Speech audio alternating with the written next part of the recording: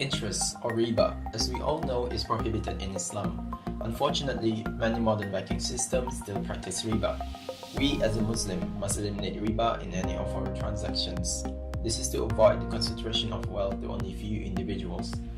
Riba will only widen the gap between the well-to-do and less fortunate. It ensures that the total money repaid to the lender from the borrower are greater. Thus, transfer the flow of money to the wealthy in the form of interest payment. The concentration of wealth to only a few hands will only give hardship to the society.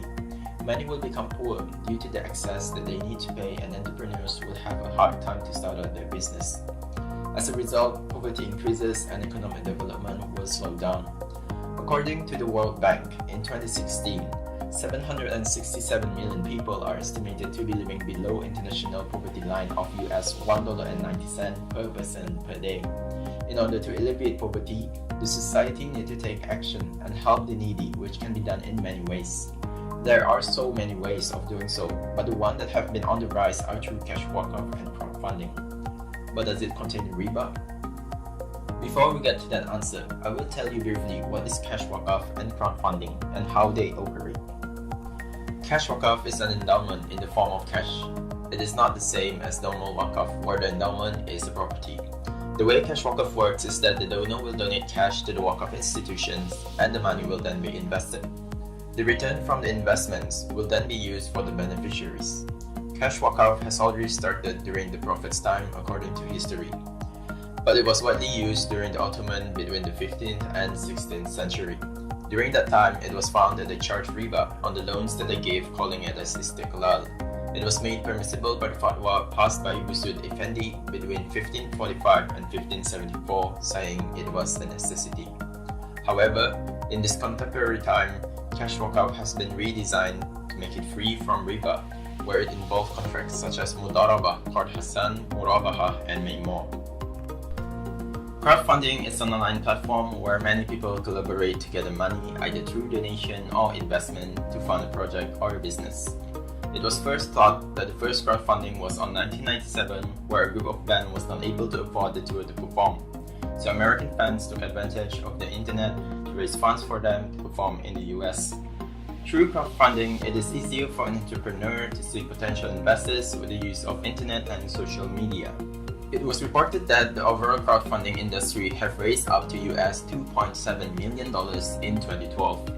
There are many variety of crowdfunding platforms which serve different purposes such as Kickstarter, Indiegogo, Pitch-in, Copernic, and many more.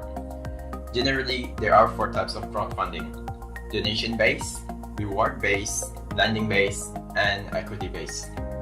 Donation-based crowdfunding is when the backers donate their money purely for philanthropic purpose without expecting any kind of reward.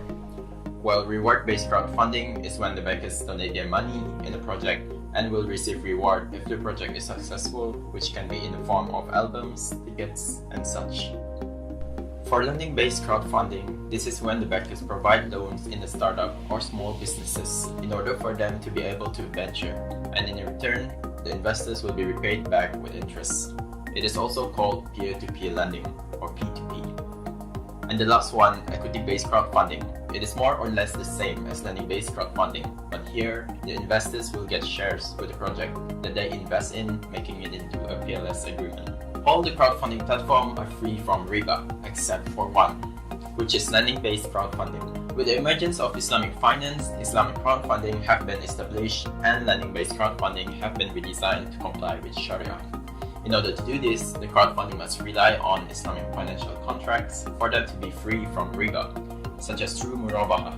All in all, both cash waqf and crowdfunding are free from riba, so long as they are Sharia compliant, meaning to say that they are invested in products that are halal and uses Islamic financial contracts with the help from Board of Sharia.